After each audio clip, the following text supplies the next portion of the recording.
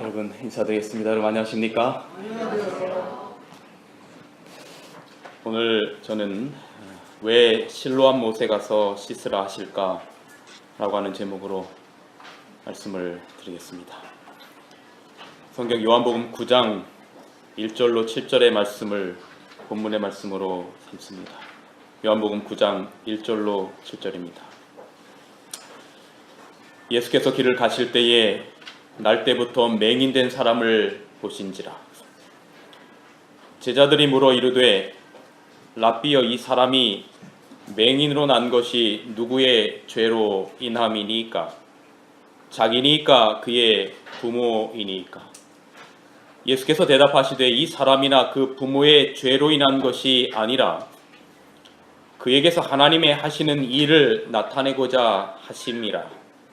때가 아직 낮음에 나를 보내신 이의 일을 우리가 하여야 하리라.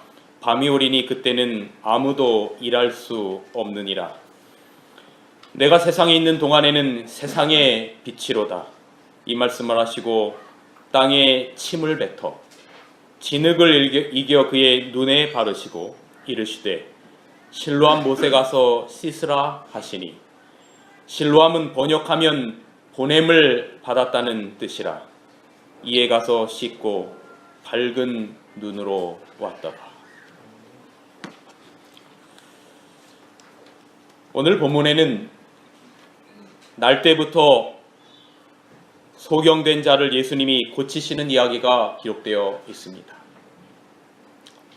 우리가 너무 잘 아는 이야기입니다. 제자들이 묻습니다. 랍비여, 선생님이여, 이 사람이 소경으로 태어난 것이 누구의 죄 때문에 그렇습니까? 자기의 죄 때문에 그렇습니까? 아니면 부모의 죄 때문에 소경으로 태어난 것입니까? 라고 묻습니다. 그때 예수님께서 이렇게 답하십니다. 이 사람이나 그 부모의 죄 때문이 아니라 그를 통해서 하나님의 하시는 일을 나타내고자 함이라. 하나님이 하시는 일이 무엇입니까? 빛이신 예수님을 통하여 어둠인 세상에 빛을 주시고 사람들을 구원하고 영생을 주기 위함입니다.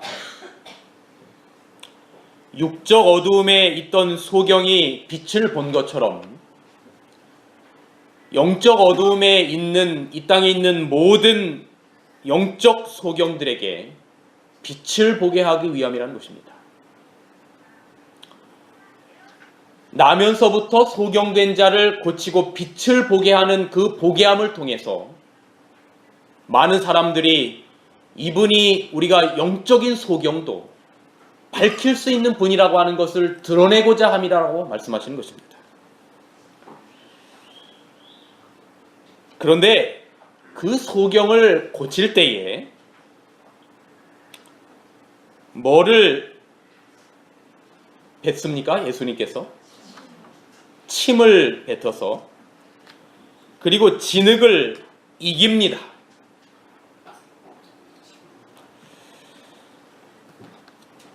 요한복음 9장 6절에 땅에 침을 뱉어 진흙을 이겨 그의 눈에 발랐다 그랬어요.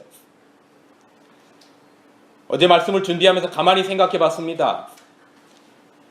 침을 뱉어서 흙이 뭉쳐지려면 얼만큼 많이 침을 뱉어야 할까? 제가 잠시 설교를 준비하다가 내려놓고 밖으로 나갔습니다. 마른 땅이 있길래 침을 뱉어봤어요. 침을 한 번 뱉어가지고 그게 진흙이 절대 이겨지지 않습니다. 계속해서 여러 번 침을 뱉어야 요만큼의 진흙이 그나마 뭉쳐집니다. 팔레스타인 지방은 건기 지역에는 너무나 마르기 때문에 그 흙에는 물기가 하나가 없습니다. 그런데 그 흙을, 이게 뭔가 뭉쳐지게, 여러분 밀가루 반죽해 보셨잖아요. 밀가루가 이게 뭉쳐져서 이게 뭐 수제비를 하든지 뭘 면을 만들려면 거기에 물이 얼마나 많이 들어가야 합니까? 물론 밀가루의 양에 따라 다르겠습니다만, 어쨌든 예수님께서 여러 번의 침을 뱉으셨을 것이 분명합니다. 한 번 침을 뱉어서 진흙을 이겨서 눈에 바를 만큼 나올 리가 없거든요. 그렇다 여러분 이렇게 생각하면 안 돼요. 예수님이 능력이 많으셔서 한 번만 뱉어도 침이 많이 나온다. 이렇게 생각하면 안 됩니다. 그리고 그걸 진흙을 이겨서 맹인의 눈에 바르시고 뭐라고 말씀하시냐면 실로암 못에 가서 씻으라. 그랬더니 눈이 밝아졌다 이야기하고 있습니다. 생각을 해보게 되었어요. 왜 주님께서 말씀으로 천지를 창조하신 분이 말씀 한마디만 하시면 되지, 아니면 뭔가 이렇게 좀 그래도 사람은 자기 몸에 뭐 손을 대기를 원합니다. 그죠? 병원에 가면 우리 의사 선생님들이 우리 교회에 계신데 아마 뉴스타트 하시고 물 많이 드세요 이렇게 돌려보내면 다시 아마 안 올 거예요. 뭔가 그래도 주사도 한 방 주고 약도 주고 이거 먹으면 탁 옵니다. 뭔가 이렇게 환자들은 의사 선생님의 터치가 필요하거나 뭐 처방이 필요한 거잖아요. 만약에 그럴 요량이면 인간의 본성 때문에 예수님이 그저 눈 한번 만져주시면 되는 겁니다. 그런데 왜 침을 뱉어서 진흙을 이겨서 그것도 눈에 발라서 가서 실로암 못에 가서 씻으라 하셨을까?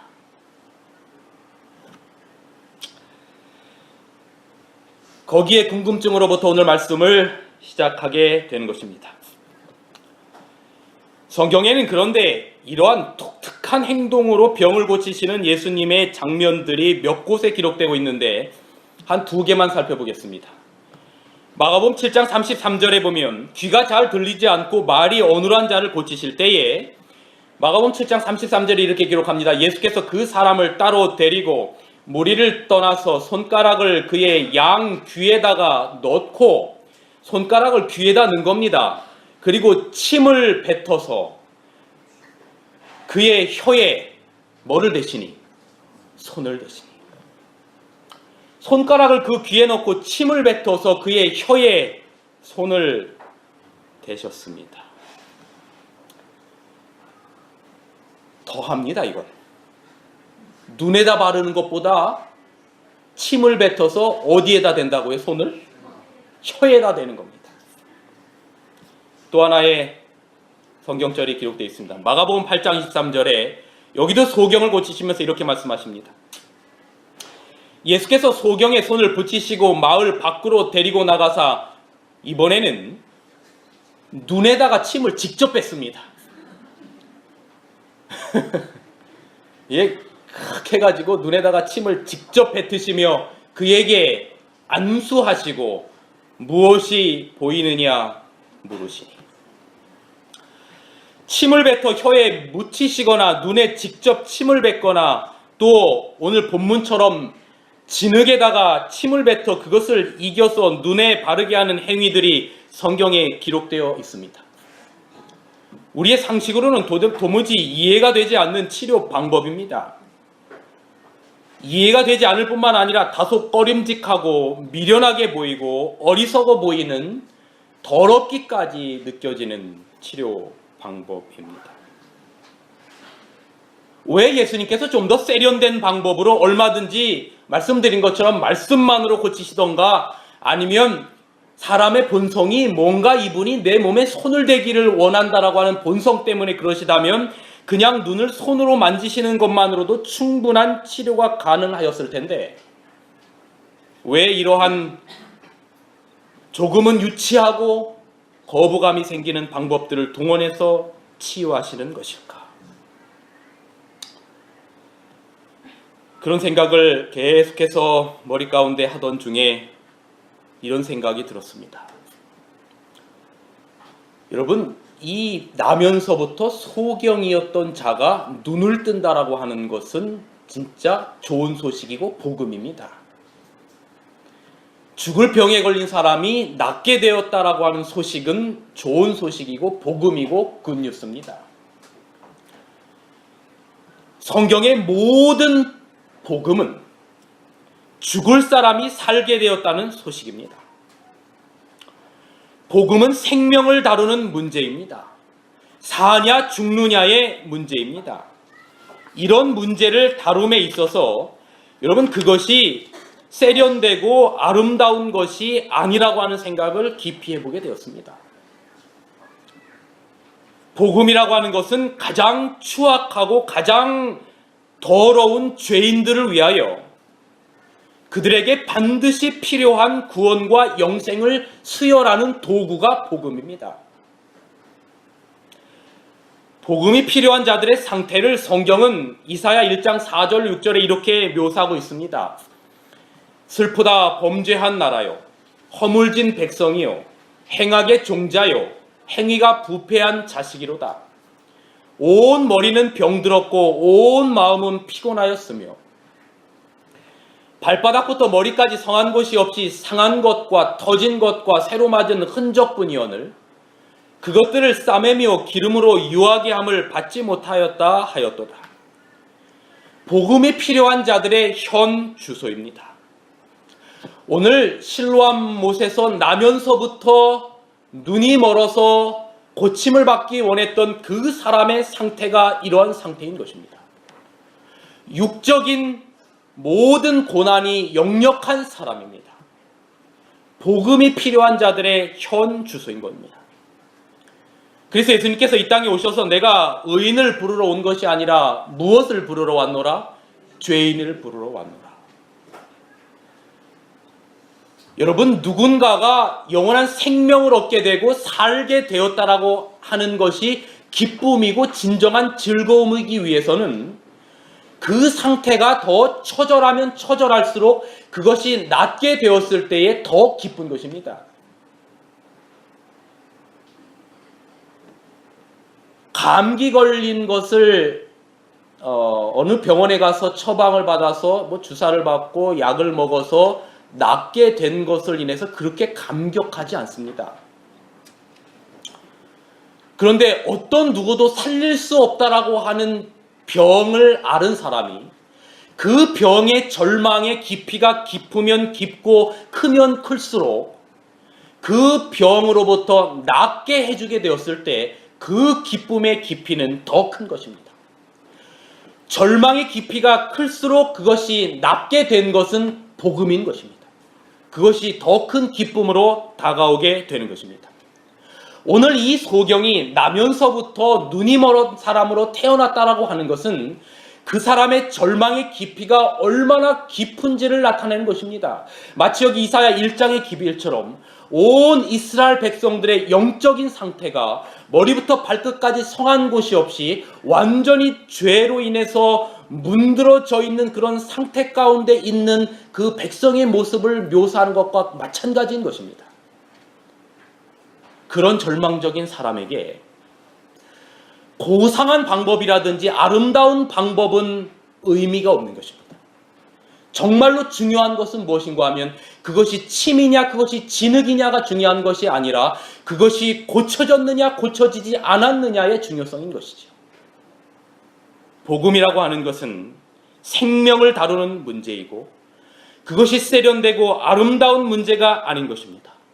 복음은 가장 절망적이고 가장 좌절스럽고 가장 악한 죄인들을 위하여 그들을 살리기를 원하시는 하나님의 절규가 복음인 것입니다.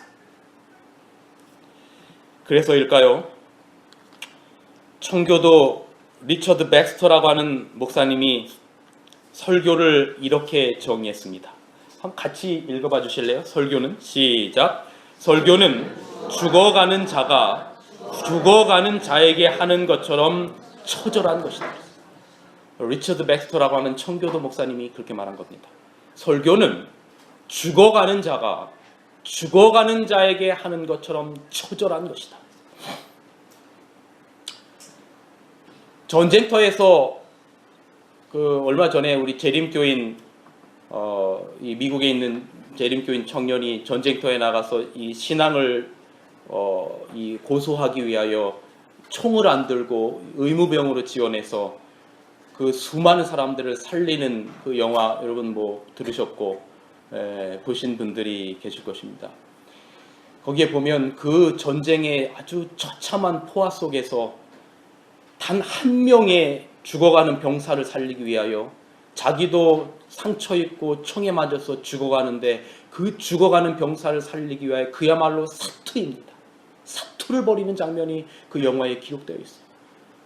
잠시는 이제 이 적군들이 와서 자기가 죽을 상황에 있음에도 불구하고 혹시 한 명의 더 살릴 사람이 없을까 하고 뛰어가는 그 모습을 바라보면서 오늘 이 리처드 백스터의 목사님의 설교의 정의가 생각나는 겁니다. 설교는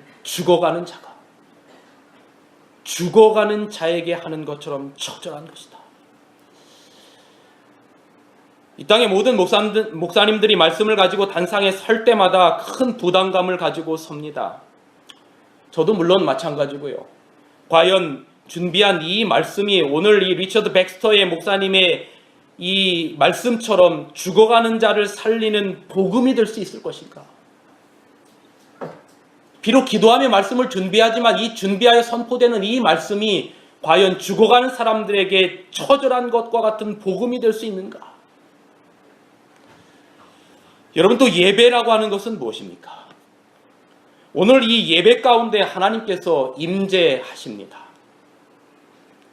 그러므로 하나님이 받으시기에 합당하도록 두렵고 떨림으로 하나님을 의식하는 것이 예배입니다. 어린 양의 보혈의 공로에 의지하여 하나님 앞으로 나아가는 성도의 가장 진실됨이 담겨있는 행위가 바로 이 예배인 것입니다. 그러니까 복음을 전하는 그것이 설교든 아니면 예배든 그것이 세련되고 아름답고 중후하고 우아한 것과는 어쩌면 거리가 먼 것일지도 모른다는 생각을 해보게 되는 겁니다. 여러분, 복음의 진수인 성소를 생각해 보세요. 피를 흘리며 죽어가는 짐승의 울부짖음이 가득한 곳이 성소입니다. 이스라엘 백성들이 광야 40년을 지나가면서 장정만 60만 대군입니다. 여자와 아이까지 하면 적어도 200만 명 이상이 되는 그 백성들입니다. 그 백성들이 자기의 죄를 자복하기 위하여 성소로 양을 가지고 가는 것입니다. 그곳에서 양을 잡는 것입니다. 양의 피가 강수가 되어 흐르는 것입니다. 성소는 결단코 아름답거나 중후하거나 우아한 것과는 거리가 먼 곳이었어요. 피를 흘리며 죽어가는 짐승의 울부짖음이 가득하고 피비린내가 진동하는 성막 안, 바로 그곳이 성소였던 것입니다. 주님의 생애가 그렇고 주님께서 사용하신 기적의 도구들이 그랬어요. 주님께서 돌멩이를 금덩어리와 보석으로 바꾸실 수 있는 능력이 있는 분이셨어요. 그러나 주님께서는 단 한 번도 그런 적이 없으셨어요. 물을 포도주로, 그리고 오병이어로 5,000명을 먹이고 12광주리를 남는 기적은 행하셨어도, 그리고 자신의 살과 피를 유대인의 주식인 빵과 포도즙으로 기념하라고는 하셨어도 그 이상의 어떤 가치 있는 물건을 만들거나 황금 덩어리로 변화시키거나 하신 일을 행치 않으셨어요. 단 한 번도. 그런데 반면에 어리석은 이스라엘 백성들은 하나님을 금송아지로 형상화했어요. 그리고 이것이 우리를 인도한 하나님이라고 말한 거예요. 그러나 하나님께서는 불뱀에 물린 이스라엘 백성들을 치유하기 위한 뱀의 형상을 황금으로 만들지 않고 구리로 만들라고 하셨어요. 왜 황금으로 만들지 않고 구리로 만들라고 하셨을까? 가장 비천하고 가장 천하고 가장 평범한 것들을 도구 삼아서 주님께서 사람의 영생을 위한 일을 하신 것입니다. 진흙과 침, 가장 어떻게 보면 초라하고 천하게 보이는 것인지 모르겠어요. 어떤 누군가가 여러분에게 흙을 던진다거나 침을 뱉는다고 하면 가장 치욕스러운 수치로 기억되는 것입니다. 그 두 가지를 이기셔서 그 죄인의 눈에 바르신 것입니다. 가장 연약하고 가장 초라한 것들을 사용하여 가장 절망 가운데 빠진 그 영혼을 구원하시는 것입니다. 그리고 주님께서는 소리 없는 웅변을 하시는 것입니다. 내가 너를 구하는 것은 그 어떤 진흙이나 침이 아니라 바로 너를 위하여 십자가에 죽을 나의 몸을 가지고 나를 통하여 너를 구원하노라. 그리고 사람들로 하여금 진흙과 침을 바라보게 하시는 것이 아니라 예수 그리스도만을 바라보게 하시는 것입니다. 하찮은 침과 진흙, 38년 된 가망 없는 환자나 12년 동안이나 모든 사람이 불결하게 여기는 혈류증으로 고통당하는 여인이나 남편이 5이 있었던 그 여인이나 창녀이며 세리이며 모든 강도와 살인자까지 그들 모두를 하나님께서는 자신의 영광을 드러내시는 도구로 사용하셨습니다. 작은 우주라고 칭하는 우리 인간의 몸도 하나님께서 다른 어떤 재료로 사용하지 않으시고 바로 흙으로 만드셨어요. 재료가 중요한 게 아니라 누가 그 일을 행하는가, 그 주체가 중요한 것입니다. 누가 우리를 붙드시고 누가 우리를 구원하셨는가, 이것이 중요한 것입니다. 제가 전에도 말씀드린 것처럼 인간이 죄를 짓고 나서 무언가 자꾸 눈에 보이는 표적과 형상들을 원합니다. 그래서 인간이 죄를 지은 후 하나님께서 주신 2가지의 형상이 있는데 그 하나가 십계명이고 그 하나가 성소입니다. 결국 인류를 구원할 수 있는 것은 말씀과 십자가의 은혜라고 하는 하나님의 뜻입니다. 말씀 가운데 있는 누구를, 말씀의 주인이신 누구를 보라고 하는 거냐면 예수 그리스도를 보라고 하는 것이고, 성소의 주인이신, 성소의 핵심이신 죽어가는 어린 양 예수 그리스도를 보라고 하는 뜻입니다. 그런데 믿음이 잘못된 길로 접어들게 되면 사람은 진흙의 능력이 있다고 생각을 합니다. 하나님이 해와 달과 별을 만드셨는데 그 만드신 해와 달과 별을 보지 않고 해와 달과 별이 신으로 둔갑되는 것입니다. 믿음이 잘못된 길로 접어들게 되면 침의 능력이 있다고 생각하는 것입니다. 실로암 자체의 신비의 능력이 있다고 생각하는 것입니다. 그래서 지금도 수많은 관광객들이, 지금도 수많은 유대인들이 그 실로암에 가서 씻기를 원하는 것입니다. 그래서 피눈물 나는 마리아 형상에 가서 기도하고 꽃이 핀 부처 형상에 가서 기도하는 것입니다. 여러분, 우리의 삶 가운데 예수 그리스도가 중심이 되지 못하고 다른 것들을 더 중요시하고 우상시하며 신성화하려는 인간의 아둔함이 교회 안에 오래 깊은 우상숭배와 미신적인 요소들이 되어왔어요. 혹시 여러분이 이태리를 여행하시면 가는 곳이 있는데, 저도 아직 가보진 않았습니다만 그렇습니다. 여기 성 베드로 성당이 있습니다. 로마에 가시면. 그런데 성 베드로 성당에 사람들이 가장 많이 몰려있는 곳이 어디냐면 이 베드로 성상이 있는 곳입니다. 왜냐하면 여기에 사람들이, 여기도 보면 이 뒤에 사람들이 얼마나 많이 줄을 서 있는지 모르는데, 이유가 뭐냐면 그 베드로 성상에 발을 만지면, 그리고 발을 만지면서 기도를 하면 하나님께서 크게 축복을 주신다고 생각을 하는 겁니다. 마치 저희가 제주도에 가서 돌 하루방에 뭐를 만지면, 코를 만지면 뭐를 낳는다고요? 아들을 낳는다고 하는 것과 똑같습니다. 사단이 말이죠, 우리가 예수 그리스도 말씀 가운데 십자가상에 나타나는 예수 그리스도를 보게 하는 대신에 자꾸 뭐를 바라보게 하냐면 그 주변의 형상들을 바라보게 만듭니다. 침을 바라보게 만들고, 진흙을 바라보게 만들고, 실로암 못을 바라보게 만들고, 어떠한 형상들을 바라보게 만들고, 그래서 본질적인 것을 다 가려버리는 것입니다. 여러분, 그런데 이게 우리 안에도 얼마든지 있을 수 있다는 겁니다. 우리가 안식일의 주인 되시는 예수님을 만나지 못하고 토요일에 교회에 오는 것이 안식일을 지키는 것이 아닙니다. 우리가 그리도 철저히 고수하는 교리들 속에서 예수님을 만나지 못하고 교리가 화석화돼 버리면 여러분, 우리는 과거의 바리새인들의 신앙과 아무 다를 것이 없는 사람들이 되는 것입니다. 기복적인 목적으로 절기를 지키고 1000번 새벽 기도를 드리고 무언가 특별한 헌신을 함으로 하나님께 복을 받기를 원하는 이러한 모든 미신적인 신앙들, 기복적인 신앙은 눈에 보이는 것이 눈에 보이지 않는 것의 가치 위에 두려고 하기 때문입니다. 그래서 여러분, 기독교의 신앙은 눈에 보여지는 현실적인 것의 가치를 추구하면 추구할수록 반드시 변질되고 타락할 수밖에 없습니다. 여러분, 이거 보십시오. 얼마 전에 서울의 한 대형 교회가 526억 원의 경매가 됐습니다. 이게 건물만 경매가 된 게 아니라 526억 원의 경매가 됐다라고 하는 건 이 안에 교인들의 숫자까지도 경매가 된 겁니다. 교회가 교인들의 숫자에 따라서 값이 매겨지는 것이 되어버렸어요. 사람들이 건물로 모이기 시작하는 겁니다. 웅장한 건물이 있는 교회가 어딘가? 어떤 교회가 더 큰 교회인가?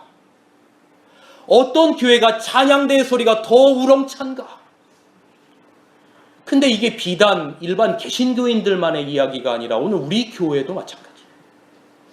우리 교회가 A라는 곳에서 B라는 교회로 이사를 갈 때, 물론 다 그런 건 아닙니다만 전에 같은 경우는 내가 나의 작은 봉사를 드릴 수 있는 교회가 어디인가를 찾았는데, 이제는 어떤 교회가 큰 교회여서 내가 굳이 일을 하지 않아도 그냥 안식일날 교회만 왔다 갔다 할 수 있는가 하는 교회를 찾는 겁니다. 이러다 보니 여기에 발맞추어서 목회자들도 자꾸 드는 생각이 뭐냐면 작은 교회들 다 없애고 큰 교회로 합병해서 하나의 교회만을 만들자, 이런 생각들이 자꾸 들어요. 여러분, 교회의 힘과 진수는, 교회의 능력은 교회의 건물이 아니고 교회의 찬양대소의 우렁참이 아니라 그 교회에 예수님께서 계시느냐 계시지 않느냐는 것입니다. 오늘 우리의 마음 가운데, 오늘 우리의 교회에, 오늘 우리의 소그룹에, 오늘 여러분의 삶 가운데 정말 복음의 핵심인 예수님이 계십니까? 매주 안식일의 말씀을 전하며 준비하는 오늘 저의 말씀 가운데 과연 예수가 존재하는가? 죽어가는 자가 죽어가는 자에게 외치는 처절함이 이 복음 가운데 있는가? 구원은, 영생은 그리스도의 피 묻은 십자가 아래 있음을 기억하게 되기를 간절히 바랍니다. 그리고 하나님께서 말씀하신 말씀의 순종 가운데 있음을 기억하시기 바랍니다. 십계명과 성소를 주신 이유가 거기에 있는 겁니다. 왜 아담과 하와가 죄를 짓고 난 다음에 이스라엘 백성들이 출애굽할 때 왜 하나님께서 이스라엘 백성들에게 어떤 예수의 형상을 주든지, 아니면 어떤 큰 성당 교회를 주든지, 아니면 어떤 큰 보석을 주지 않고 왜 예수님의 십계명과 성소를 주셨을까?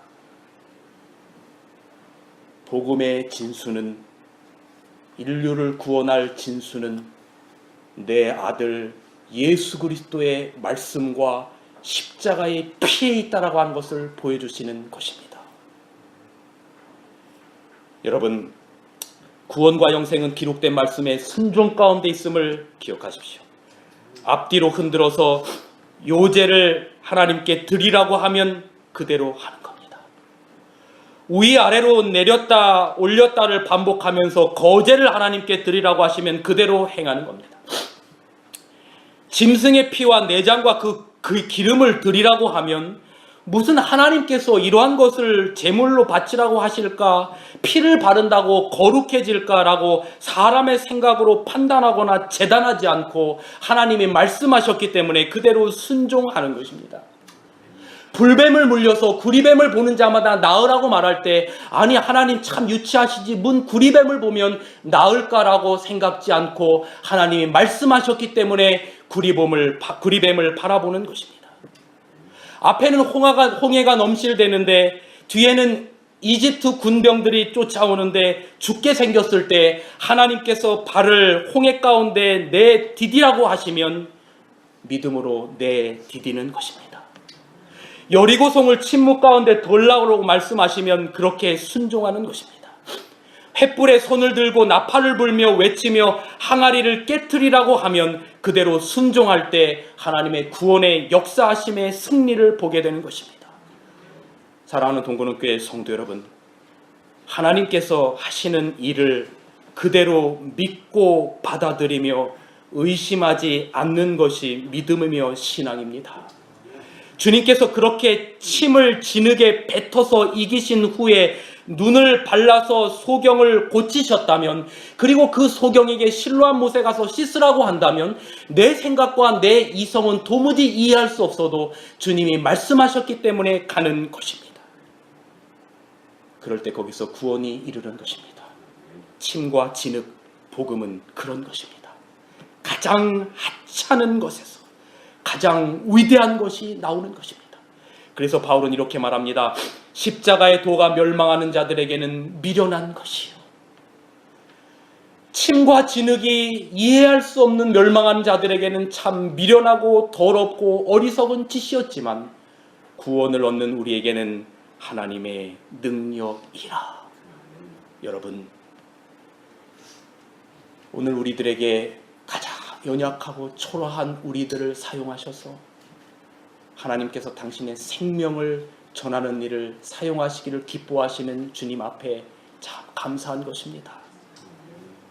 오늘 여러분을 구원하시기 위하여 주님께서 사용하신 그 작고 연약한 도구들이 여러분을 구원하는 구원의 놀라운 기별자들이 됨을 여러분 기억하여 되시기를 간절히 바랍니다.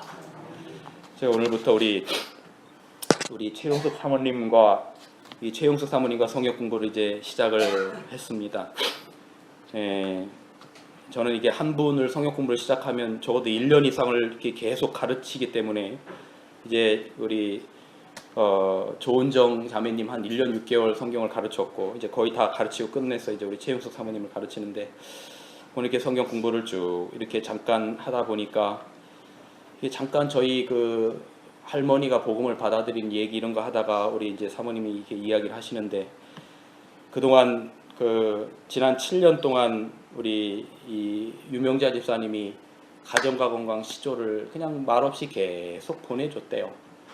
그리고 또 우리 그 같은 아파트에서 우리 김지수 집사님을 만나면 그냥 다른 아무 얘기도 안 하고 그냥 잘 지내지, 그냥 이렇게 격려만 항상 이렇게 해주셨다는 거예요. 근데 이분이 집안이 이렇게 제가 뭐 허락도 안 받고 말씀을 드려서 송구합니다만 시댁이며 친정이며 전부 다 아주 이 유교가 강하고 미신이 강한 집안이어서 그동안 그런 모든 것들을 다 해오셨는데 왠지 어느 순간서부터 내가 이제 예수님을 믿어야 되겠다라고 하는 생각을 하게 됐다는 거예요. 그리고 내가 예수님을 믿으면 반드시 안식일 교회를 나가야 되겠다라고 하는 생각을 했대요. 왜 그런 생각을 하게 되셨냐 그렇게 했더니 지난 7년이라고 하는 시간 동안 끊임없이 그 작은 사랑의 잡지를 통해서 또 지나가다 말 한마디의 말을 통해서 마음의 감동을 받은 겁니다. 여러분, 우리가 사람을 구원한다는 것이 어떤 거창한 일로부터 생기는 것 같지는 않습니다. 침과 진흙, 그것이 아주 작고 소소한 것이지만 그것으로부터 하나님께서 위대한 역사를 이룰 수 있음을 여러분 우리가 꼭 기억하면 참 좋겠습니다. 그렇게 이 맹인에게 한 다음에 예수님께서 뭐라고 말하셨냐면 눈에 바르시고 그리고 그 다음에 7절 같이 한번 읽어볼까요? 시작! 실로암 못에 가서. 제가 이거는 시험을 해보려고 하다가 미쳤다 할까봐 못 해봤어요. 진흙을 이겨서 침을 뱉어서 바르고 난 다음에 실로암까지는 몇 킬로 정도가 됩니다. 이 장소로부터 거기를 걸어가 보려고 하니까 잘 보일 리가 만무하고, 더군다나 소경이니까 아예 보일 리가 만무합니다. 그런데 실로암 못에 가서 씻으라 하는 것입니다. 궁금합니다. 왜 그 자리에서 직접 고쳐주지 않으시고 눈이 안 보이는 소경이 수 킬로미터나 떨어진 실로암 연못까지 보내셔서 눈을 뜨게 하신 이유가 무엇일까? 진흙을 눈에 이겨바른 소경이 실로암 연못까지 길을 더듬어가는 모습은 나는 소경입니다, 나는 소경입니다 하면서 많은 사람들에게 비웃음을 살 만한 일인 것입니다. 그것도 얼굴에 진흙을 이겨 발랐으니 이건 딱 미친 사람으로 보이기에 딱 좋은 모습입니다. 구경하는 사람들로부터 온갖 조롱과 멸시를 받는 모습입니다. 여러분, 이 실로암 못을 제가 잠깐 지도를 가져왔는데 이 고도차가 있습니다. 역사가 있어요. 과거에 히스기야 왕 때 이걸 만들었는데 이 기온샘이 이게 고도가 가장 높은 곳입니다. 기온샘으로부터 쭉 흘러서 예루살렘 물까지 이게 끌어들인 인공 수로를 통해서 맨 마지막에 오는 곳이 어디냐면 실로암입니다. 그러니까 물은 어디서부터 어디로 흐릅니까? 높은 곳으로부터 낮은 곳으로 흐르니까 실로암은 예루살렘에서도 가장 낮은 지점입니다. 바로 이것이 지금의 실로암 못입니다. 네, 이것이 실로암 못입니다. 여러분, 소경은 자기를 보내신 분의 명령을 수행하기 위해서 조롱과 멸시를 뚫고서 가장 낮은 곳 실로암으로 내려가서, 그리고 씻으려면 뭐를 꿇어야 할까요? 무릎을 꿇어야 합니다. 더 낮아지는 겁니다. 그리고 자기의 눈에 발라진 진흙을 씻었습니다. 주님의 말씀 그대로 순종한 것입니다. 그때 7절은 이렇게 말합니다. 이에 가서 씻고 밝은 눈으로 왔더라. 여러분, 저는 이 아침 말씀을 줄이면서 제가 이 사건을 깊이 묵상하면서 예수님의 십자가가 보였어요.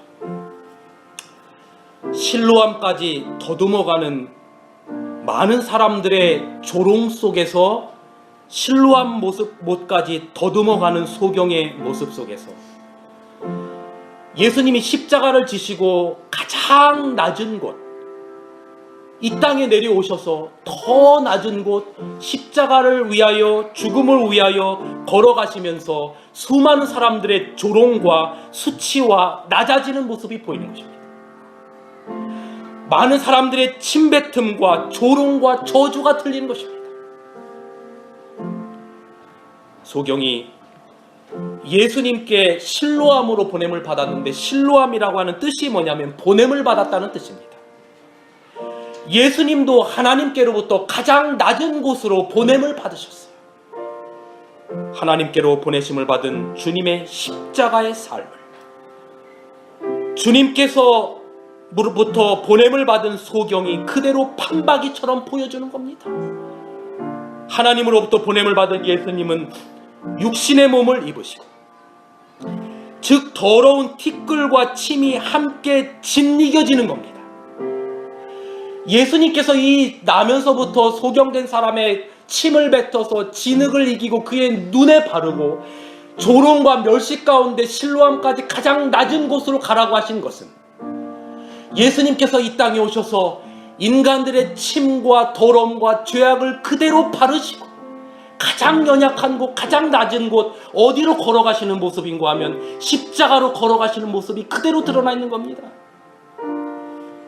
그리고 예수님이 가신 그 길을 소경이 가는 것입니다.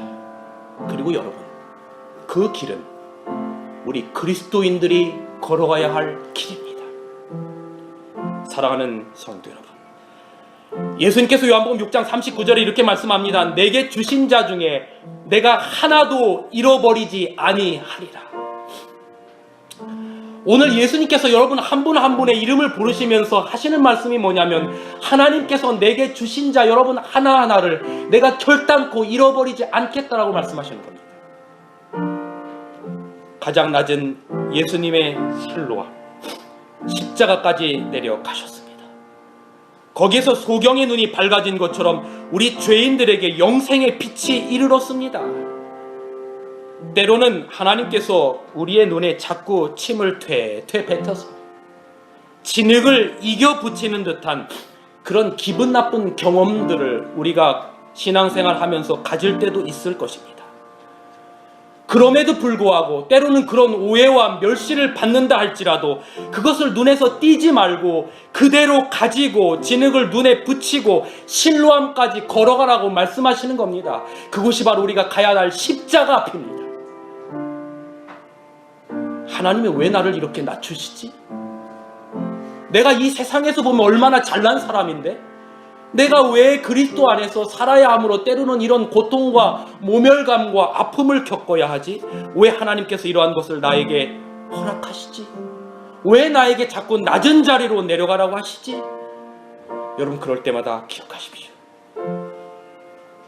여러분의 눈에 붙은 그 진흙이 마침내 실로암 못에서 다 닦여집니다. 수치와 아픔과 고통과 조롱과 비웃음이 실로암에서 다 닦여집니다. 그리고 우리의 감겼던 눈이, 날 때부터 소경되었던 우리의 영적인 눈이 열립니다. 거기서 십자가를 마침내 보게 되고 그곳으로부터 구원의 빛이 이르러 옵니다. 가장 낮은 장소로부터 육신의 눈만이 밝아지는 것이 아니라 거기서 비로소 주님이 발견되는 겁니다.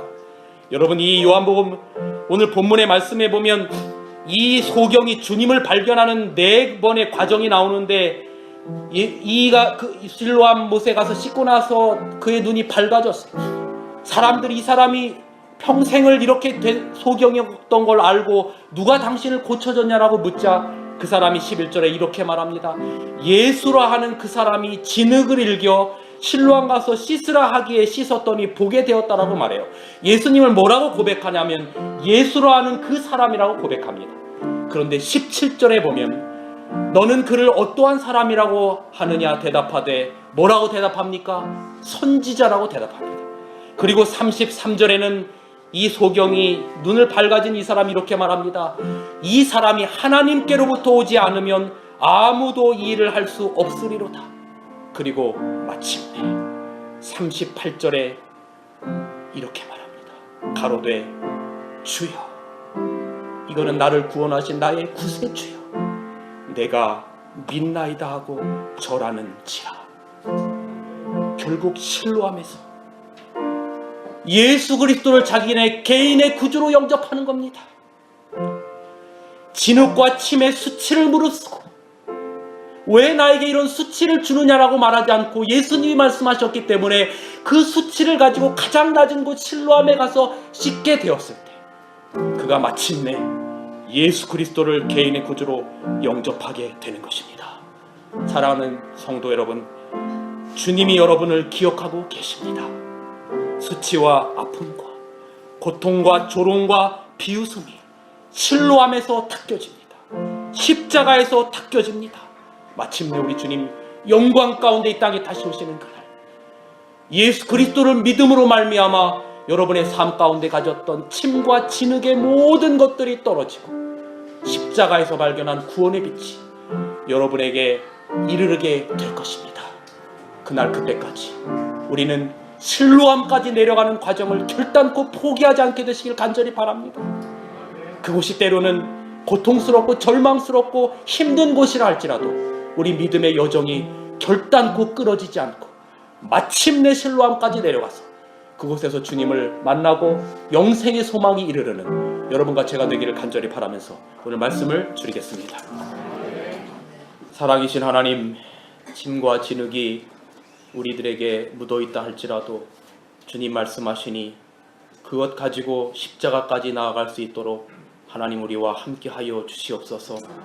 주님께서 십자가까지 그 모든 것들을 짊어지시고 가셨습니다.